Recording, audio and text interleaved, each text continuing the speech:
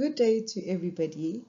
I am going to be presenting to you on Hearing for All, the evaluation and adaptation of the KwaZulu-Natal Auditory Implant Program in South Africa. I will be presenting on behalf of our multidisciplinary team, who are reflected as authors on the slides, and I will be presenting along with Dr. Ayanda Gena. The World Health Organization has confirmed that hearing loss is the most common sensory disability and the third greatest contributor to the global burden of disease. Over 60% of those with severe to profound hearing loss live in low and middle income countries. According to the census conducted in 2011, over 2.9 million, that is 7.5% people, live with disabilities in South Africa, and approximately 1.6 million, which is 3.6% of these individuals, are over the age of 5 years. The most recent census was conducted in 2022, however, these results have not been disseminated to the public. Hearing loss is commonly detected in the Caucasian community, making up 4.8%, followed by the Black racial group constituting of 3.5% of hearing impaired population. The prevalence of sensory neural hearing loss in South Africa is estimated to be 1.8% for children between the ages of 1 and 12 years, with a higher prevalence in KwaZulu-Natal as 13% of Black children and 14.3% for the Indian children are presenting with a sensory neural hearing loss. The WHO recommends a number of interventions to optimize the outcomes of those living with hearing loss, including implantable devices and rehabilitation services. The KwaZulu-Natal Auditory Implant was launched with the aim of addressing untreatable hearing loss through the use of implantable devices. The KwaZulu-Natal Auditory Implant Program understands the financial and resource constraints within our local environment, and this program aims to provide an essential and sustainable service within the constraints. Unaddressed hearing loss is expensive, costing approximately $750 billion and intensifying with increased prevalence. This estimate might be high in regions in sub-Saharan Africa, but the cost has not yet been quantified. The outcomes of auditory implants on quality of life, speech, language, communication, educational, and socio-emotional attainment is dependent on numerous factors. Better outcomes are dependent on the timing of the intervention. This factor remains critical for speech, language, communication, academic, cognitive, and psychosocial development for children. Because the service of cochlear implantation has not yet been accessible to the state patient, while the KwaZulu-Natal prevalence of sensory neural hearing loss seems to be relatively high, in the spirit of ear and hearing care for all, we believe that regional demand for the service is significant. The KwaZulu-Natal Auditory Implant Program is based at Inkosi Albert Luthuli Central Hospital. The KwaZulu-Natal Auditory Implant uses a model that allows for the entire province of KwaZulu-Natal patients to access auditory implant services. Currently, these services are centralized with access to designated satellite sites, and the model constitutes of the following institutions that serve as designated satellites. The University of KwaZulu-Natal caters for the entire KZN province on a referral basis. Zandile Hospital caters for the North region of KwaZulu-Natal. King Edward Hospital caters for the South region of KwaZulu-Natal, Durban and Ilembe district, while Grace Hospital caters for the West and South region of KwaZulu-Natal. The Re-AIM framework has been adopted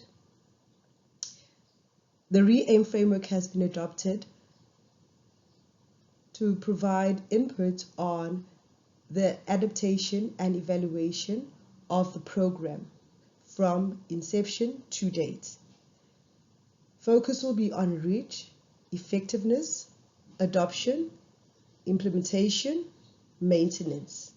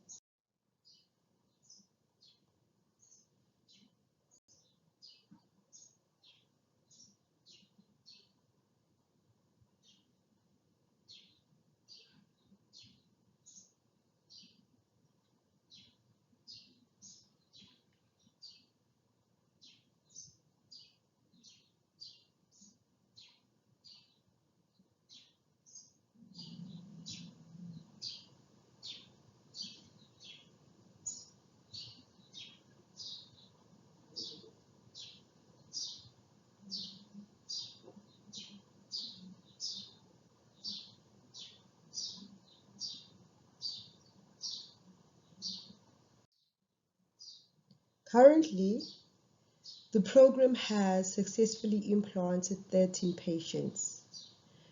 Majority of these patients have been able to integrate into their communities, and we've seen improvement in their quality of life, with some of them obtaining new employment, retaining new employment, and with the pediatric population, currently we are evaluating to see the possibility of them being placed within mainstream schools. The healthcare workers, there is continuous efforts made for capacity building amongst all the healthcare workers that are part of the KwaZulu-Natal Auditory Implant Program. This is through the companies that we work with, the manufacturing companies that supply implantable devices, as well as universities within South Africa. We've seen an increase in the referrals from other districts, and the service is accessible across the entire KwaZulu-Natal province.